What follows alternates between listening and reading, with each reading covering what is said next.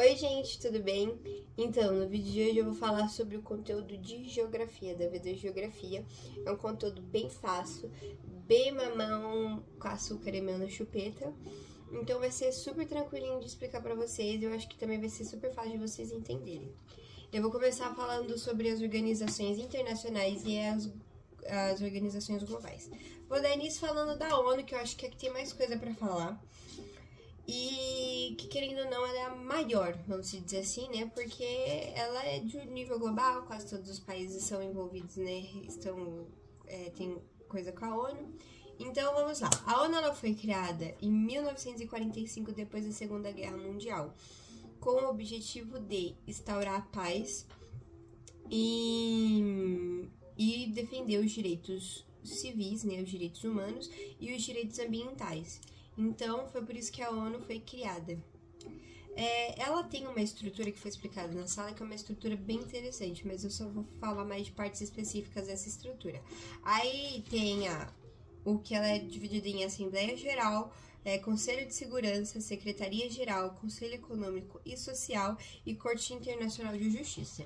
Eu vou falar sobre a Assembleia Geral.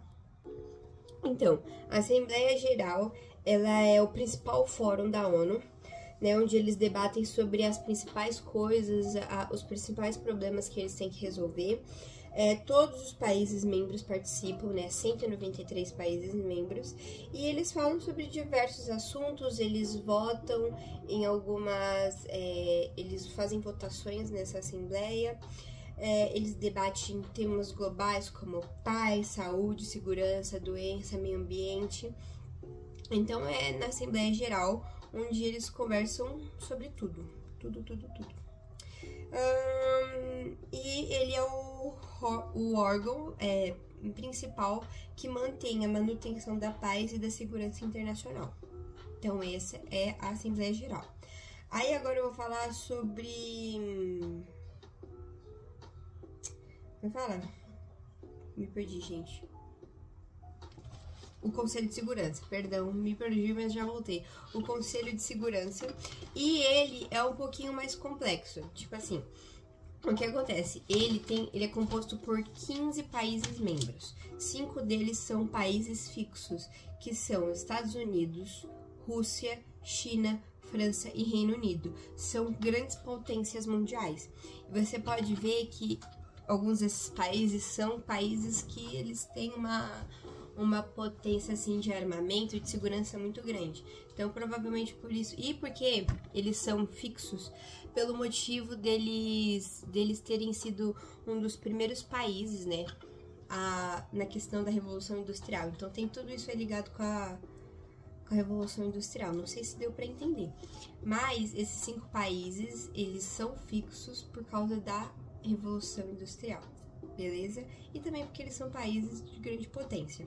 Agora, os outros 10 países que são temporários, eles são eleitos pela Assembleia Geral. Então, é dentro da Assembleia Geral que eles fazem a eleição dos 10 outros países que ficam circulando. E o que eu pesquisei, eles ficam por 2 anos dentro do Conselho de Segurança. Aí tem também a Secretaria-Geral. A Secretaria-Geral é onde eles organizam tudo. Tem até não lembro quem é, mas tem um homem que ele é o secretário lá. E tecnicamente tá tudo em volta da Assembleia, tá tudo conectado diretamente com a Assembleia Geral. Agora eu vou falar de algumas outras organizações. Tem a OEA, que defende os interesses do continente americano com uma forma pacífica, e é todo o continente da América do Norte, América Central e América do Sul. O único país que ele fica de fora dessa organização é a Cuba, por causa dos conflitos políticos. Por isso que ela saiu. Se eu não me engano, ela saiu. Ela entrou de novo e ela saiu e não tá mais, né? Coitada da Cuba. Aí também tem a OMS, né, que se eu não me engano também é uma organização dentro da ONU, que é a Organização Mundial da Saúde.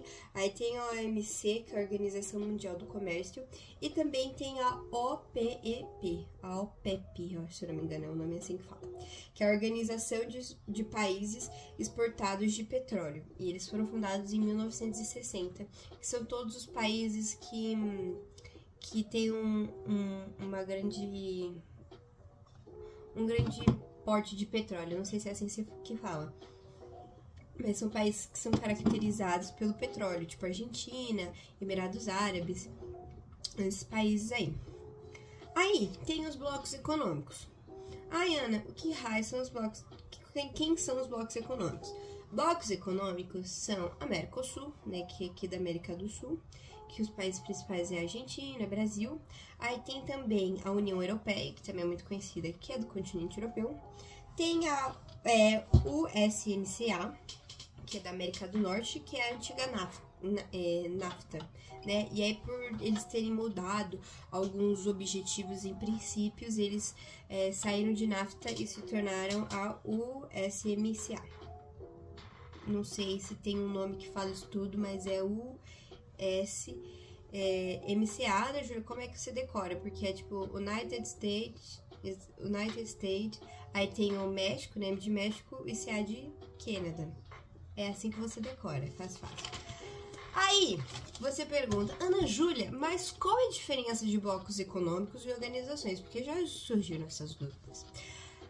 São diferentes coisas que diferenciam eles uns dos outros, né? O que é uma organização global internacional e um bloco econômico. As organizações, elas têm a função de cooperação global.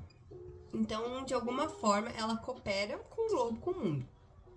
Já os blocos econômicos, eles são interações econômicas e comerciais, tá?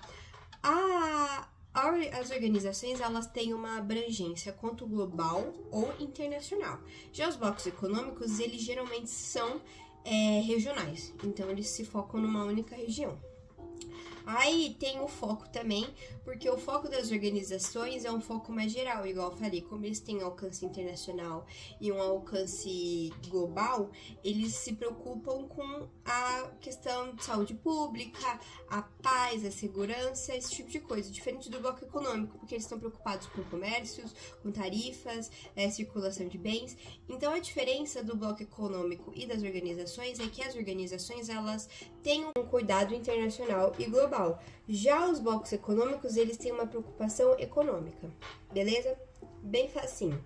Ah, mas Ana Júlia, eu tenho algumas dúvidas. E aí eu tive na cabeça algumas coisas que eu vou responder aqui pra vocês. Por exemplo, os tigres asiáticos.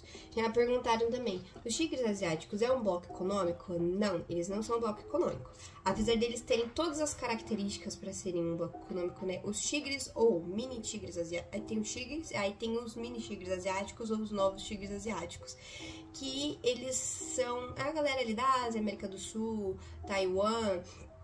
Nesses países assim, eles têm todas as características para ser um bloco econômico, mas só que eles não têm uma formação formal. Então, tipo assim, eles não têm um tratado junto com eles. E para ser um bloco econômico precisa de um tratado. Então, não, eles não são bloco econômicos.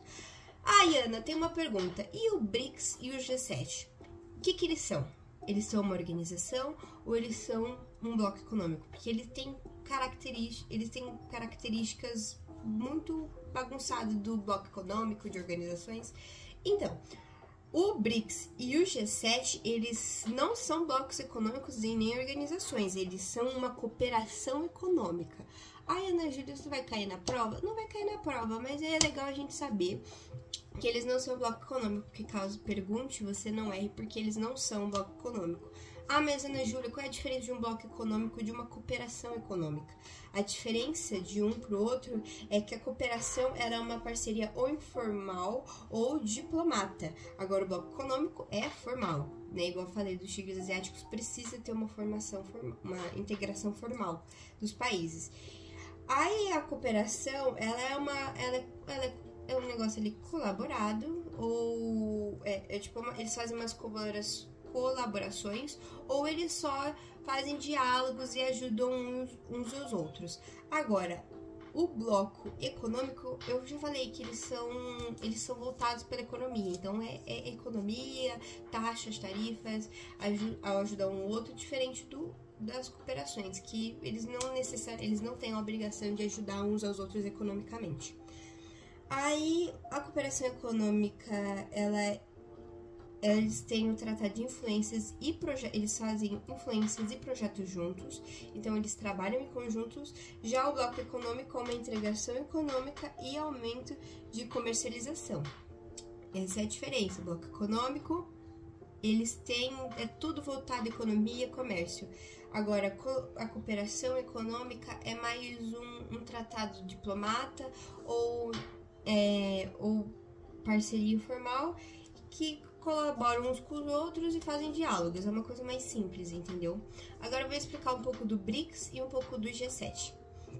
O BRICS, ele é formado pelos eles até 2024, né, até 2023, 2024, ele era apenas formados por Brasil, Rússia, Índia, China e África do Sul.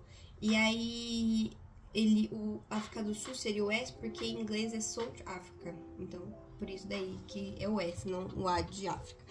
Mas, eles eram formados assim até 2024. Porém, contudo, todavia, em 2024 eles se tornaram BRICS+, ou BRICS+, que eles adicionaram mais alguns países, que são nada mais e nada menos que os países da OPEP, que, né, é a Argentina, Arábia Saudita, Irã, Emirados Árabes, Egito, Etiópia, Indonésia e Nigéria.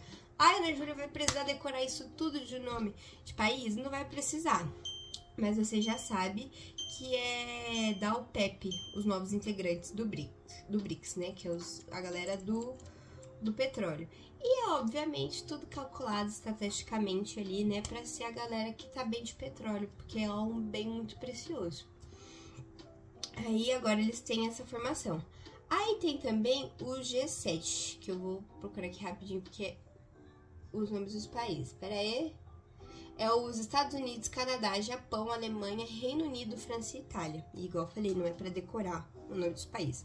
Mas a diferença de um do outro vocês podem perceber que o G7, ele é uma cooperação econômica de países mundialmente fortes, né? Eles têm um grande potencial econômico, são países ali, a maioria bem desenvolvidos, diferente do BRICS, que são países subdesenvolvidos, né? Que estão em busca de desenvolvimento. Então, o BRICS, eles estão em união, o objetivo do BRICS é se unir e se tornar um país desenvolvido. Diferente do G7, que já são países desenvolvidos e só auxiliam uns com os outros. É tecnicamente isso, um conteúdo de geografia, bem facinho, bem mole, mamão com açúcar, mel na chupeta. E é isso, gente, fácil, fácil.